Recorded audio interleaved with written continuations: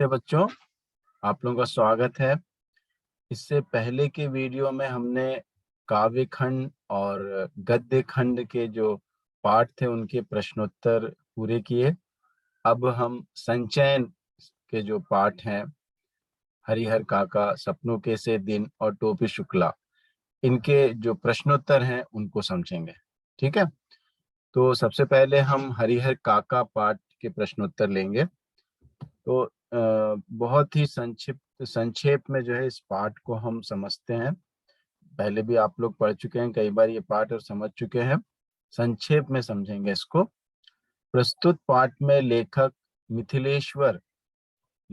हैं मिथिलेश्वर ने ग्रामीण परिवेश, वर्तमान में पारिवारिक संबंधों पर चढ़ी स्वार्थ लोलुपता, बुजुर्गों के प्रति उदासीन व्यवहार तथा धर्म के नाम पर अंधभक्ति को चित्रित किया है ना। तो गांव के बारे में है, गांव में किस तरह का माहौल होता है उसके बारे में है। और जो संबंध है, पारिवारिक संबंध है, उसमें स्वार्थ कितना बढ़ गया है ना, और बुजुर्गों को कैसे अनदेखी की जा रही है, और धर्म के प्रति जो अंधभक्ति है लोगों की, इन सारी चीजों के बारे में पाठ में बताया गया है। इस पाठ में हरिहर काका नाम का एक पात्र है जिसकी अपनी कोई संतान नहीं है, परंतु उसके पास 15 बीघे जमीन है और वही जमीन उसकी जान की आफत बन जाती है ना। तो हमने पाठ में पढ़ा कि हरिहर काका एक व्यक्ति है जिसके कोई संतान नहीं है, परंतु उसको जो है विरासत में 15 बीघे जमीन मिली है। और वो 15 बीघे जमीन जो है उसके बाद और किसको मिलेगी, ये प्रश्न चिन्ह है। इसलिए वो उसके लिए आफत बन चुका है ना। आफत बन चुकी है, समस्या उसके लिए बहुत बड़ी समस्या हो गई है क्योंकि उसकी कोई संतान नहीं है। अंत में उसी जमीन के कारण उसे सुरक्षा भी मिलती है। और हम पाठ में देखते हैं कि आखिर में जो है जब उनके परिवार वालों से वो परेशान हो जाते हैं और ठाकुर बाड़ी के लोगों से परेशान हो जाते हैं, तो पुलिस उन्हें अपनी सुरक्षा में ले लेती है ना। लेखक इस पाठ के जरिए समाज में हो रहे नकारात्मक बदलाव से हमें अवगत करवाना चाहता है। तो समाज में जो नहीं होना चाहिए है ना, वो हो रहा है, इस तरीके से बताया जा रहा है। जो नेगेटिव चेंजेस आ रहे हैं समाज में, उससे हमको अवगत करा है, उसके बारे में हमको जानकारी दे रहा है लेखक कि आज का मनुष्य कितना स्वार्थी मनोवृत्ति का हो गया है। बहुत ही स्वार्थी हो गए हैं आजकल के लोग। जमीन जायदाद पैसों के लिए जो है वो अपने संबंध को भी भूल जाते हैं। इस तरह से इस पाठ में बताया गया है। ठीक है, तो बहुत ही संक्षेप में हमने ये पाठ समझा है। इसके प्रश्नोत्तर देखते हैं। ठीक है, तो एक बार प्रश्नोत्तर हम समझने की कोशिश करेंगे। तो पाठ आधारित प्रश्नोत्तर, ठीक है, तो 3 अंक के आने वाले हैं परीक्षा में ये। ओके, अगर आप एक बार सुन लेंगे और तो आपको थोड़ा याद हो सकता है, और आपके जो उत्तर हैं खुद ही आप अपने शब्दों में ही लिखना है ना। लेकिन अगर आप इन प्रश्नों के उत्तर सुनेंगे तो आपकी जो शब्दकोश है बढ़ेगा, वोकेबलरी बढ़ेगी और आपके उत्तर और भी अच्छे होंगे। ठीक है, तो ध्यान से सुनिए।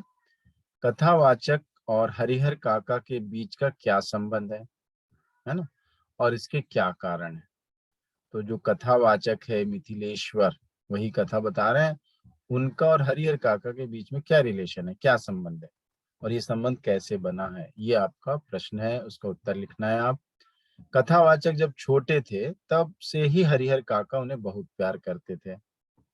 जब वे बड़े हो गए तो वे हरिहर काका के मित्र बन गए।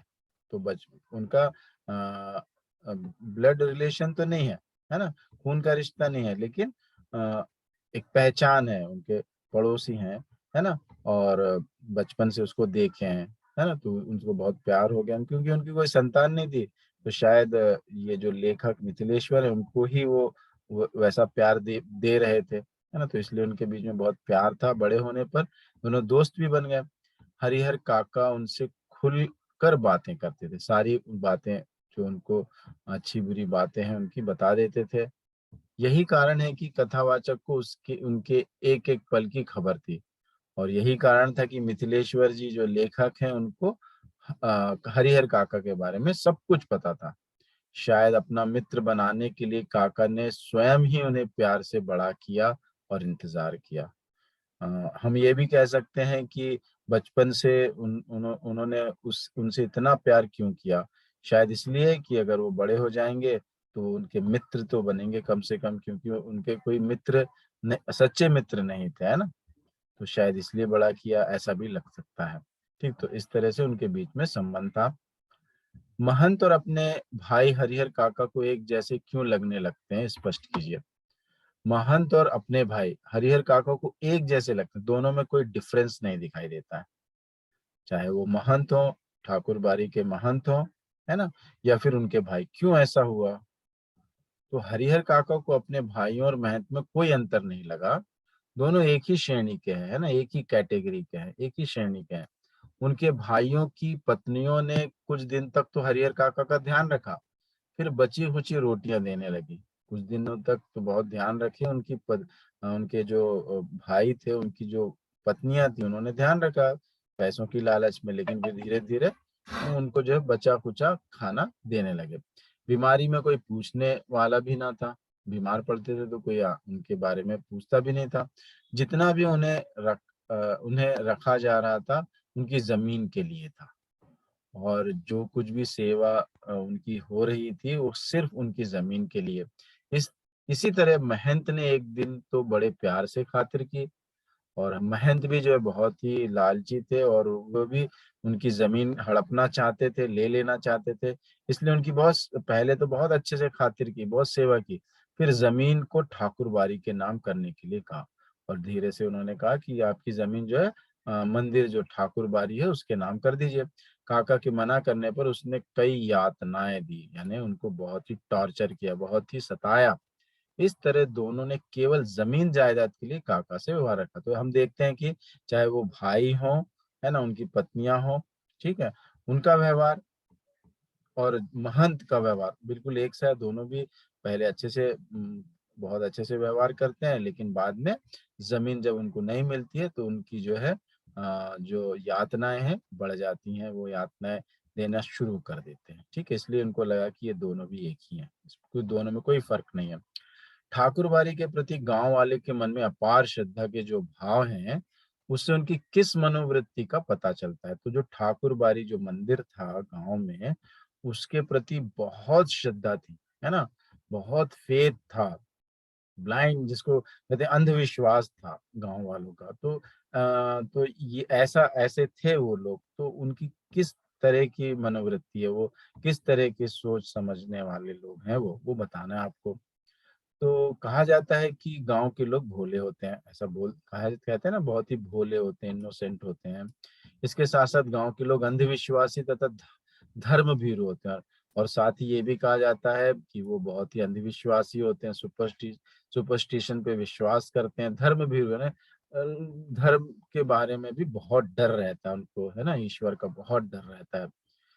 मंदिर जैसे स्थान को पवित्र, निष्कलंक तथा ज्ञान का प्रतीक मानते हैं, और मंदिर मंदिर में उनकी बहुत आस्था रहती है, और उसको बहुत पवित्र, निष्कलंक और ज्ञान से भरा हुआ मानते हैं। पुजारी और वहां पे जो रहने वाले हैं, पुजारी, पुरोहित, महंत जैसे कितने भी धर्म के ठेकेदार है, मतलब ठेकेदार मतलब ये धर्म को चलाने वाले जितने भी हैं, उन पर अगाध श्रद्धा रखते हैं। अगाध यानी बहुत अधिक, है ना, फेथ करते हैं। वहाँ के हर एक किसी पे बहुत फेथ करते हैं। वे चाहे कितने भी पतित, कितने भी बुरे हों, यानी पापी हों, स्वार्थी और नीच हों, पर उनका विरोध करने से डरते हैं। उनका विरोध नहीं करते हैं। अगर उनको पता भी चलता है कि ये लोग अच्छे लोग नहीं है, तो भी उनका विरोध नहीं कर पाते हैं, वो डर के मारे। इसी कारण ठाकुर बाड़ी के प्रति गांव वालों की अपार श्रद्धा थी। यही सारे कारण हैं जिसके कारण उनका बहुत बड़ा विश्वास था ठाकुर बाड़ी पे। उनका हर सुख दुख उससे जुड़ा था, चाहे सुख हो दुख हो, वो ठाकुर बाड़ी से ही अपना अ, वास्ता रखते थे, है ना। दुख है तो वहां पे जाके उस दुख को दूर करने के लिए प्रार्थना करना, खुश है तो वहां जाके खुशियां बनाते थे। तो सारे काम जो है ठाकुर बाड़ी से संबंधित थे उनके। तो पता चलता है कि वो बहुत ही श्रद्धा रखने वाले लोग थे। ठीक है। अनपढ़ होते हुए हरिहर काका दुनिया की बेहतर समझ रखते हैं। कहा, तो हमने देखा कि जो हरिहर काका है अनपढ़ थे, है ना, इलिटरेट थे, पढ़े लिखे नहीं थे, लेकिन दुनिया के बारे में, जो समाज में क्या सही है क्या गलत है ना, उसके बारे में बहुत समझ रखते थे।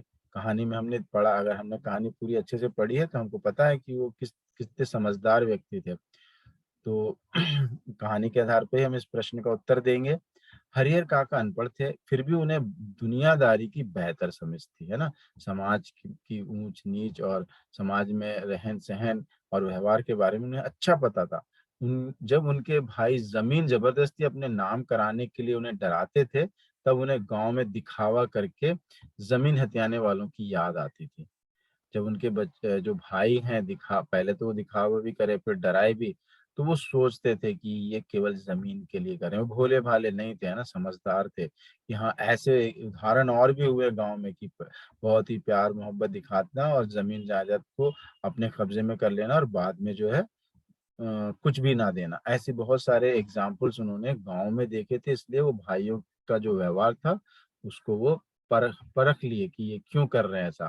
काका ने उन्हें दुखी होते देखा था, इसलिए उन्होंने ठान लिया था, निश्चय कर लिया था कि चाहे महंत उकसाए चाहे भाई दिखावा करें।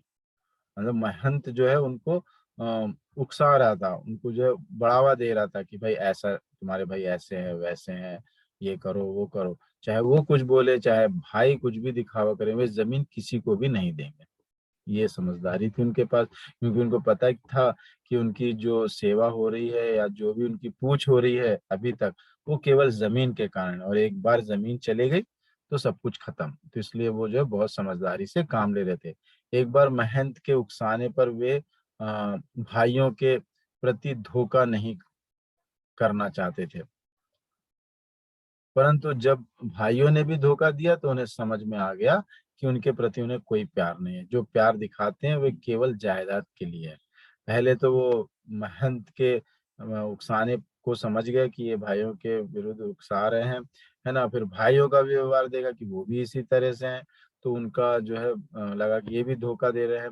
तो उनको पता चल गया कि कोई उनसे प्रेम नहीं करता है, सब दिखावा है जायदाद के लिए, और उन्होंने ठान लिया कि जमीन किसी को नहीं मिलेगी। इससे पता चलता है कि वो बहुत ही समझदार थे, भले पढ़े लिखे नहीं थे, लेकिन दुनिया के बारे में उनकी जो समझ थी बेहतर थी, अच्छी थी, है ना। हरिहर काका को जबरन उठा ले जाने वाले कौन थे, उन्होंने उनके साथ कैसा व्यवहार किया। तो हमने देखा कि हरिहर काका को अपहरण कर लिया गया था, है ना, और उनको उठा के ले गए थे। कौन थे वो? हरिहर काका को जबरन उठा ले जाने वाले लोग महंत के आदमी थे। जो महंत थे मंदिर के, उनके ही लोग थे वो। महंत ने हरिहर काका को कई बार जमीन जायदाद ठाकुरबाड़ी के नाम कर देने को कहा, परंतु वे नहीं मान रहे थे। परंतु महंत ने अपने चेले और साधु संतों के साथ मिलकर उनके हाथ पैर बांध दिए, मुंह में कपड़ा ठूंस दिया और जबरदस्ती अंगूठे के निशान लिए और उन्हें एक कमरे में बंद कर दिया। जब पुलिस आई तो स्वयं गुप्त दरवाजे से भाग गया, है ना। बिल्कुल समझ में आ गया होगा उत्तर आपको, ये है ना। अगले प्रश्न में चलते हैं। हरिहर काका के मामले में गांव वालों की क्या राय थी और उसके क्या कारण थे? तो जो हरिहर काका थे उनके साथ जो व्यवहार हो रहा था, है ना, उसके बारे में गांव वाले क्या सोचते थे, उनका क्या ओपिनियन था, उनकी क्या राय थी और क्या कारण थे उसके उस तरह की राय रखने के लिए, है ना। तो कहानी के आधार पर गांव के लोगों को बिना बताए पता चल गया कि हरिहर काका को उनके भाई नहीं पूछते, है ना। ये बात पता चल गई कि भाई तो अच्छे से देखभाल नहीं कर रहे हैं, इसीलिए सुख आराम का प्रलोभन देकर महंत उन्हें अपने साथ ले गया। और यही कारण था कि जब पता चल गया गांव में सबको, तो महंत को भी पता चला और उसने सुख आराम का प्रलोभन, लालच दिया हरिहर काका को भी, चलो हमारे पास चलिए ठाकुरबाड़ी में, आपको वहां पे खूब आराम से रखा जाएगा। भाई मन्नत करके काका को वापस ले आए। भाई लोगों ने उनसे बहुत ही मन्नत की, मतलब उनसे बहुत ही प्रार्थना की कि भाई आप घर छोड़ के मत जाइए, यहाँ मत रहिए, हमारे घर आइए। अपना घर है वो, वहां रहना अच्छा है, नहीं तो कितनी बुरी बात है, गांव वाले क्या सोचेंगे, ये सारी बातें करके उनको घर ले आए। इस तरह गांव के लोग दो पक्षों में बट गए।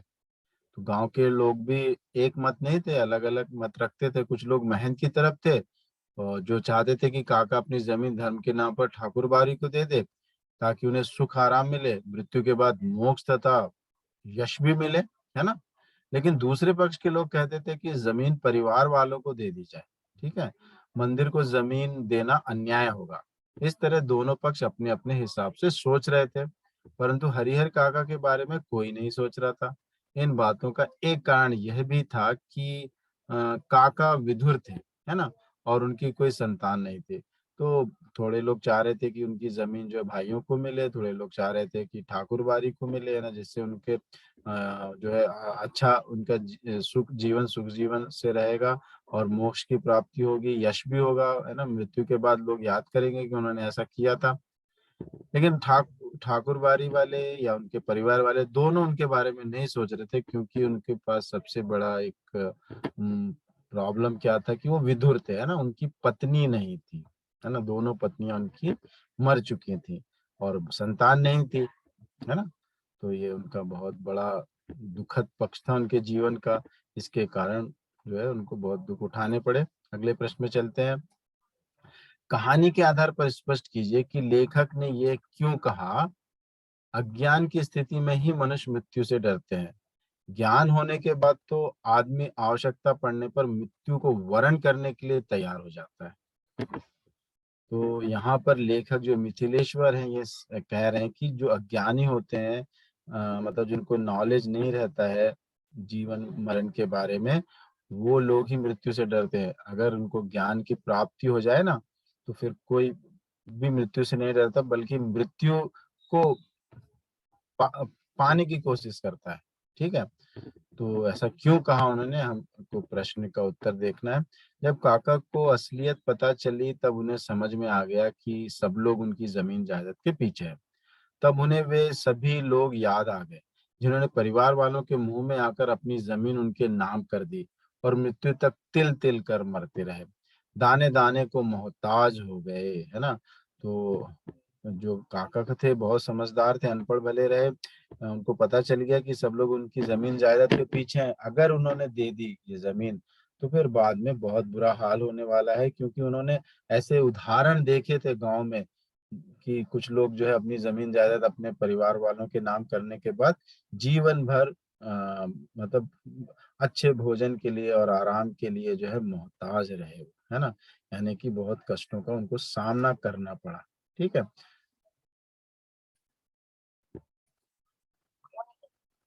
वे अपनी जमीन किसी को भी नहीं देंगे, उन्होंने ये ठान लिया, चाहे ये लोग मुझे एक बार में ही क्यों ना मार दें।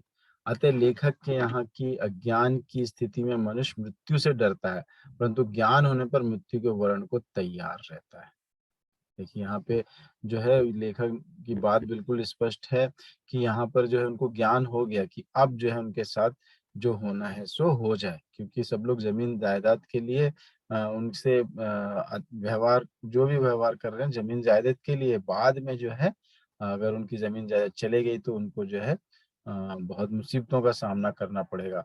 असलियत का ज्ञान हो गया उनको, अब उनको मृत्यु से भी डर नहीं था, ठीक है।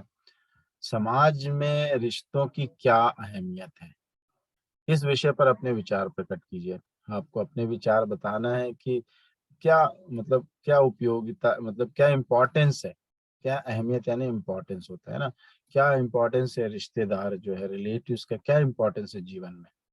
तो आज समाज में मानवीय मूल्य धीरे धीरे समाप्त हो रहे हैं, है ना, मानवीय मूल्य जो है वैल्यूज जो है बहुत खत्म हो रहे हैं। ज्यादातर व्यक्ति अपने स्वार्थ के लिए रिश्ते निभाते हैं, सभी लोग स्वार्थ है के कारण ही रिश्तेदारी निभा रहे हैं, अपनी आवश्यकता के हिसाब से मिलते हैं।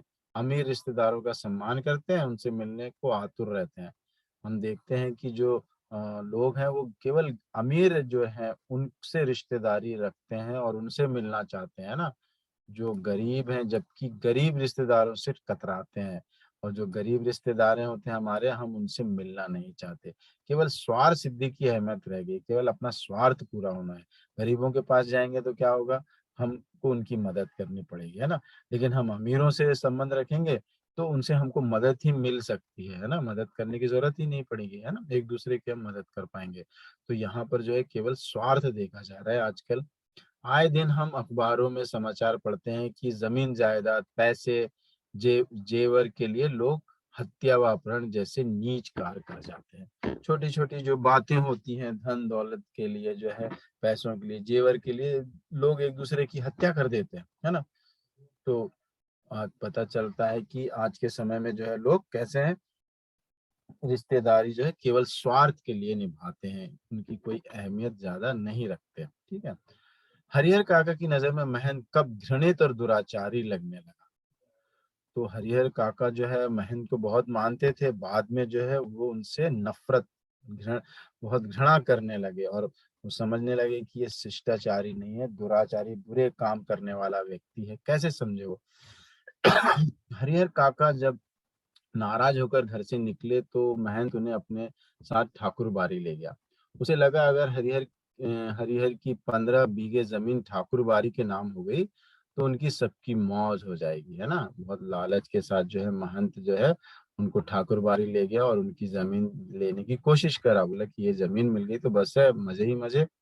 उसके काका को बहलाना उसने काका को बहलाना शुरू किया और सुखी जीवन का प्रलोभन दिया।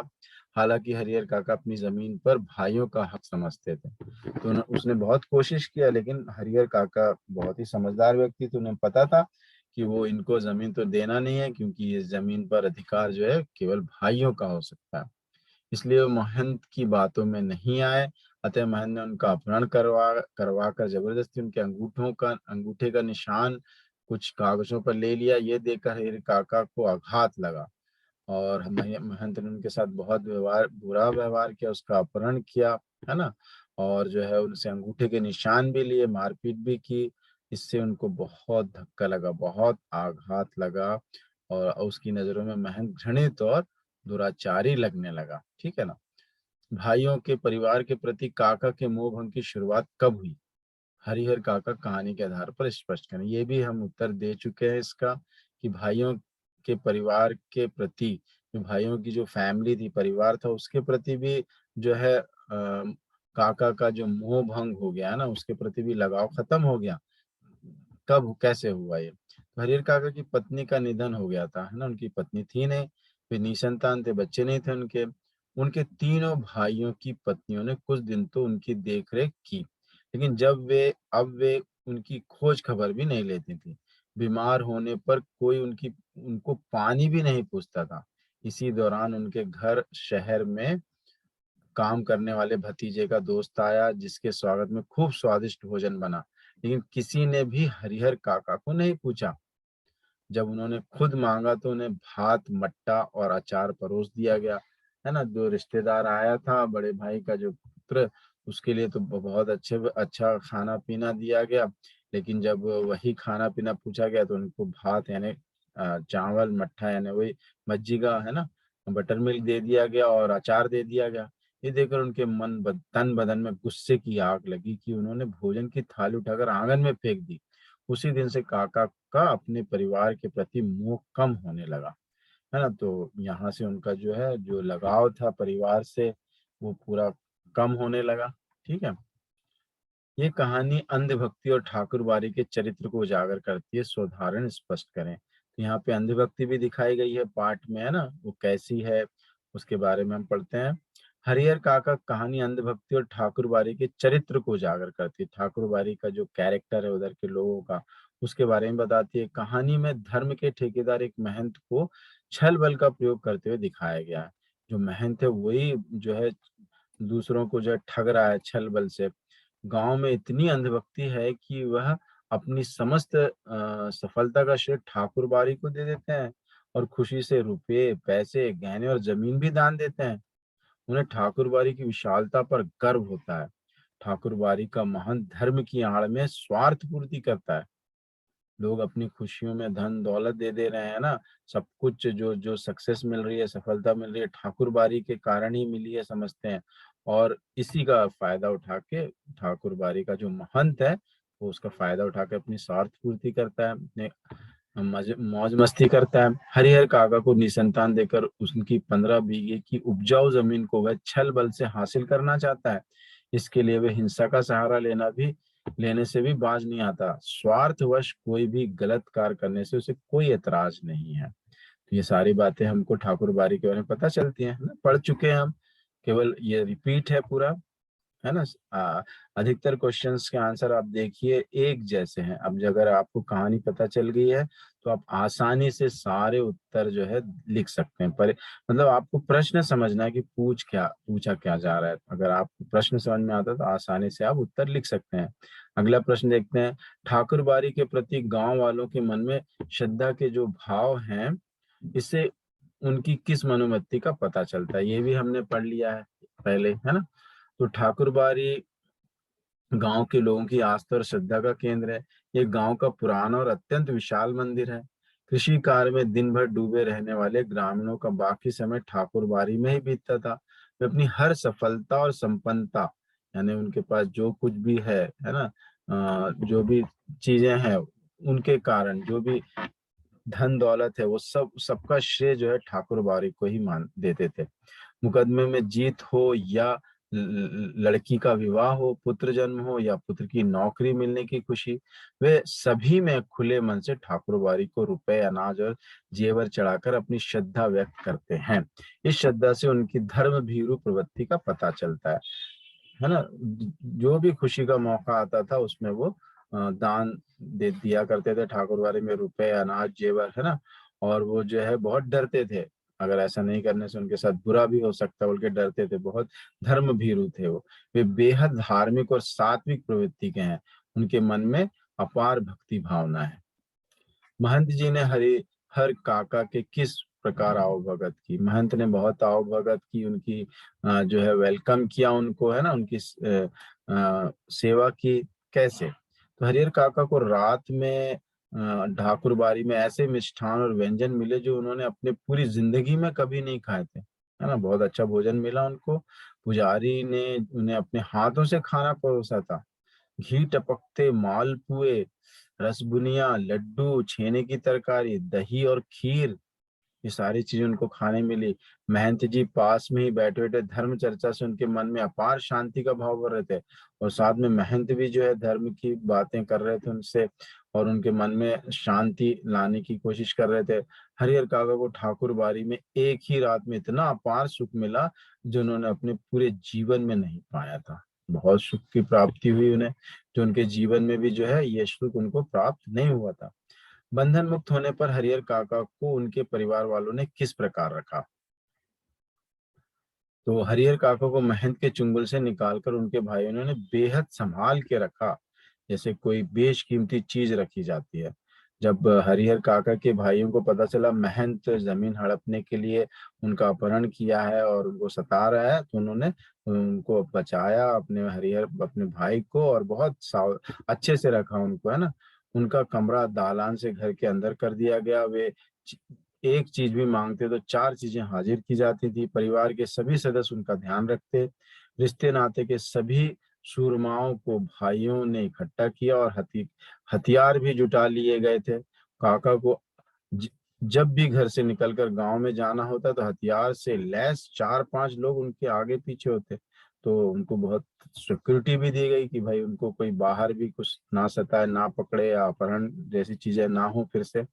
भाइयों ने अपनी ड्यूटी बांट ली थी। रात में काका को घेर कर आधे लोग सोते थे और आधे पहरा देते थे, है ना। तो बहुत ही सिक्योरिटी में रखा गया ताकि फिर से कोई बुरी घटना उनके साथ ना हो। लेकिन ये सारी चीजें जो है उनकी दौलत के लिए ही थी, है ना। उनकी जो जमीन थी 15 बीघे जमीन, उसको हथियाने के लिए ही कर रहे थे भाई भी। अगले प्रश्न की ओर चलते हैं। हरिहर काका के प्रति उनके भाइयों के परिवार का कैसा व्यवहार था।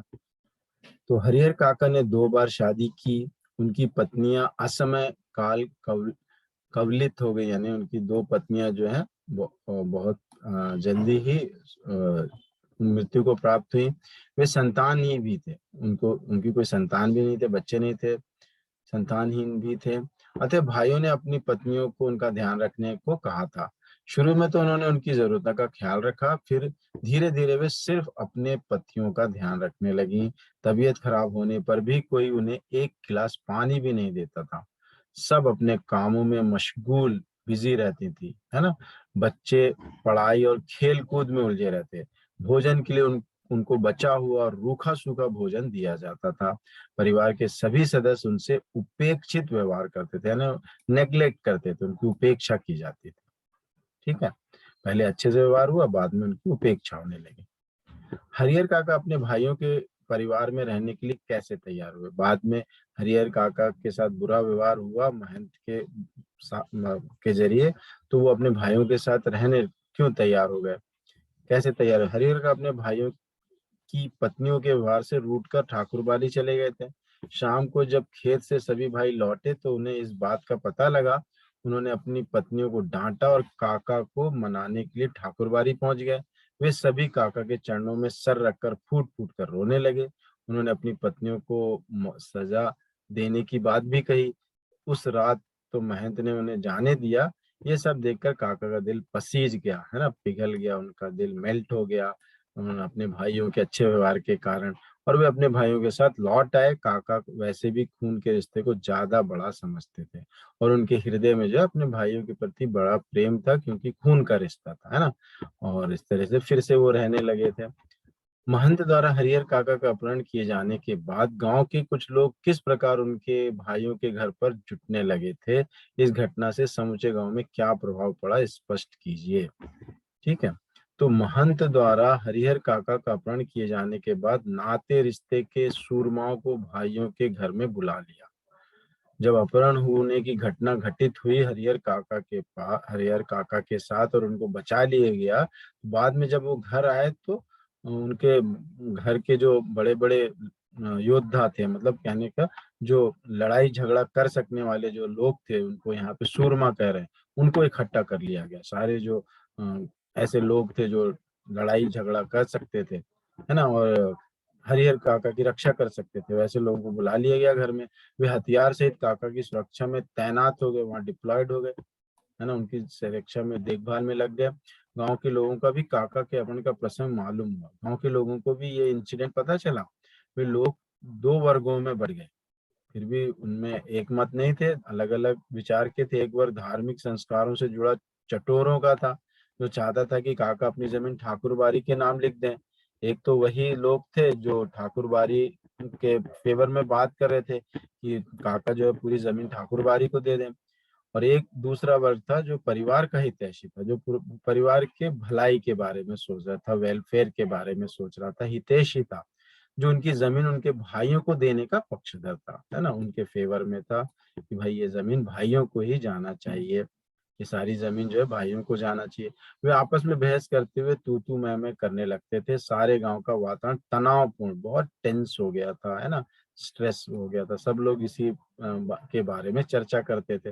वे काका के अगले कदम की प्रतीक्षा भी कर रहे थे, और ये भी देख रहे थे वो कि काका क्या करते हैं आगे।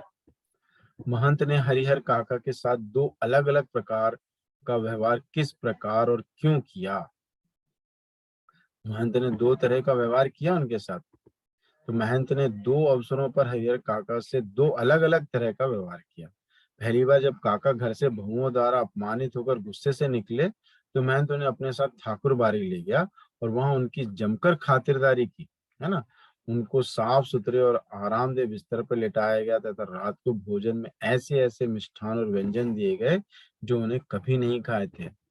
दूसरे अवसर पर महंत का व्यवहार काका के प्रति बेहद यातनापूर्ण, है ना, उनको टॉर्चर करने वाला था। दूसरी बार काका की जमीन हड़पने के लिए उन्होंने उनका अपहरण करवा लिया, उन्हें मारा पीटा और अंगूठे का निशान भी ले लिया। साथ ही उनके मुंह में कपड़ा ठूंस दिया कि वे चिल्ला ना सकें।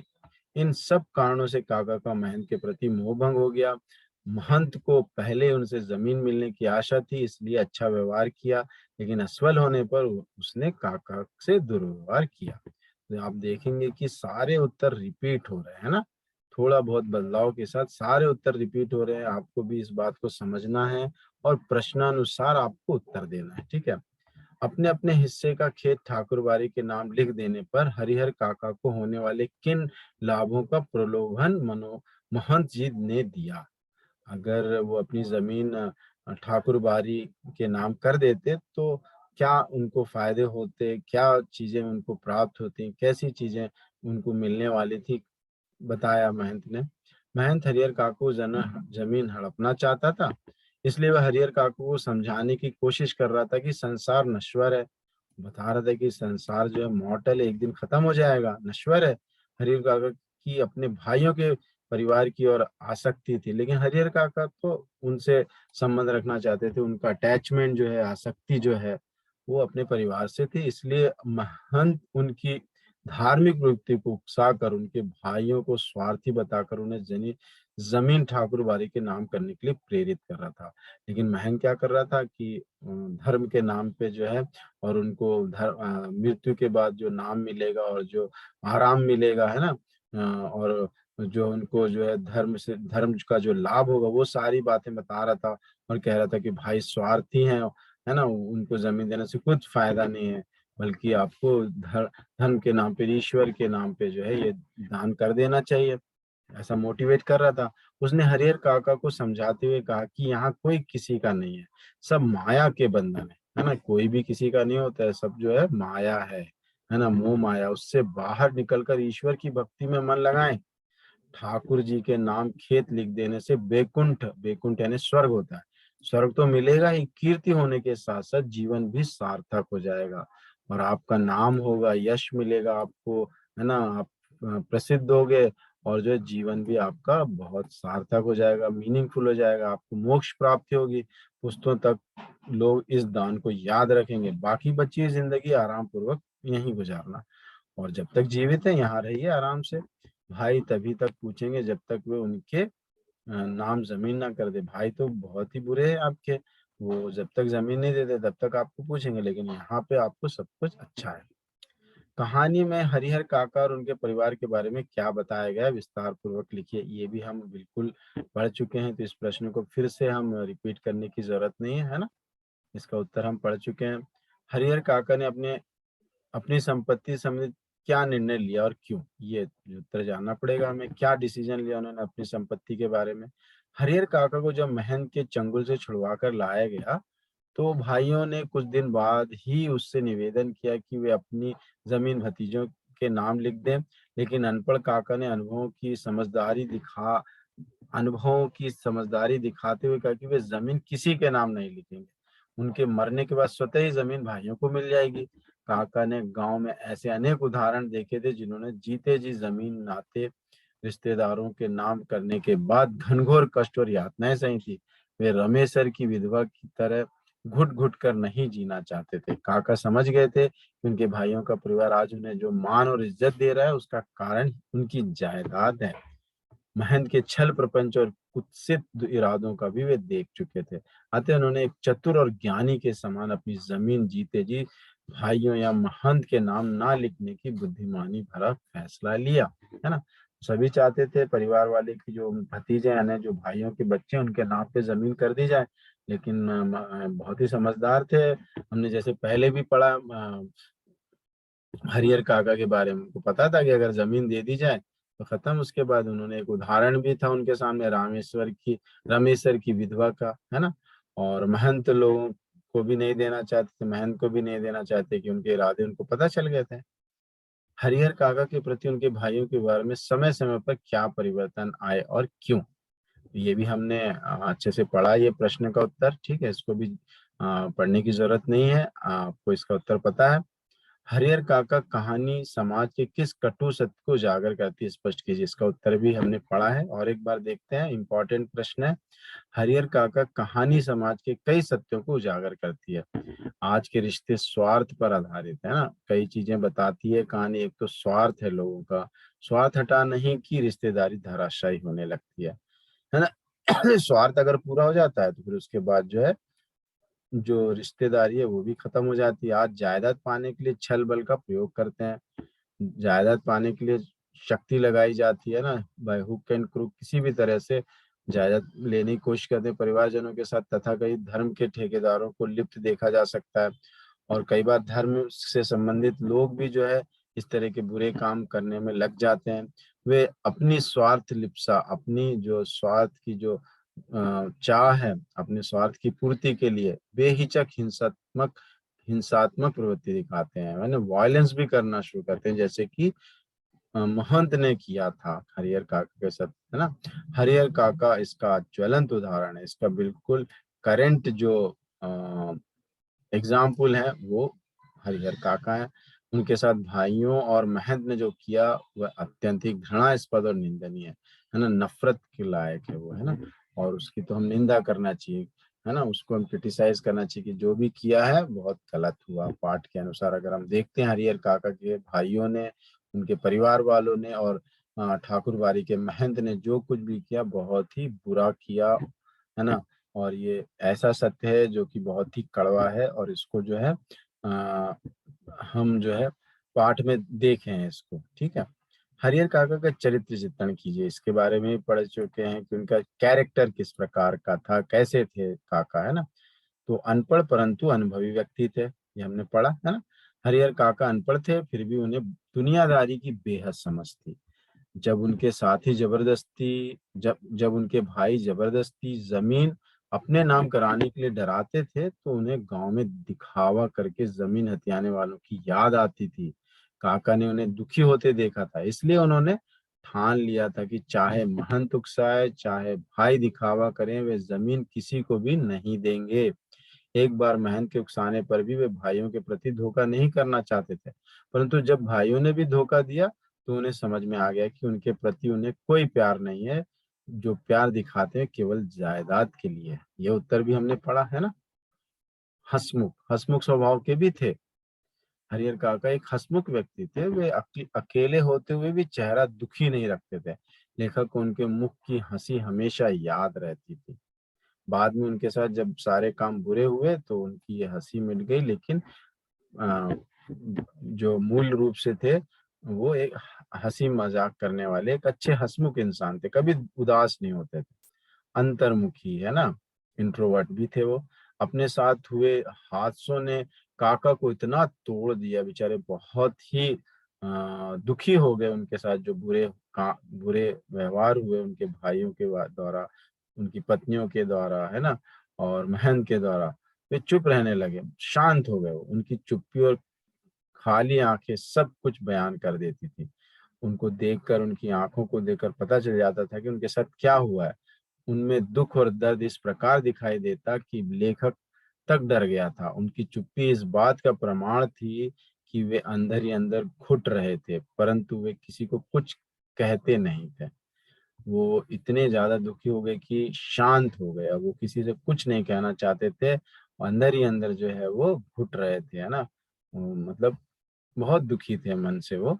और उनको अब किसी के ऊपर कोई प्रेम नहीं था, किसी से कोई मतलब ऐसा नहीं था कि वो किसी से कोई अपनी जो दुखों को दूर कर सकते हैं, ठीक है। तो इस तरह से हम देखते हैं कि हमने पाठ जो है अच्छे से समझ लिया है, और इसके प्रश्नोत्तर भी अच्छे से समझ लिए हैं। अगर आप एक बार ये सुनेंगे वीडियो, ठीक है, आपकी सहायता के लिए है, अगर आप वीडियो सुनेंगे तो आपको एक अच्छा आइडिया हो जाएगा। परीक्षा में कोई भी प्रश्न आपको आएगा तो आप आराम से लिख पाओगे, ठीक है। तो धन्यवाद बच्चों, ये ध्यानपूर्वक सुनने के लिए। फिर अगले वीडियो में मिलते हैं।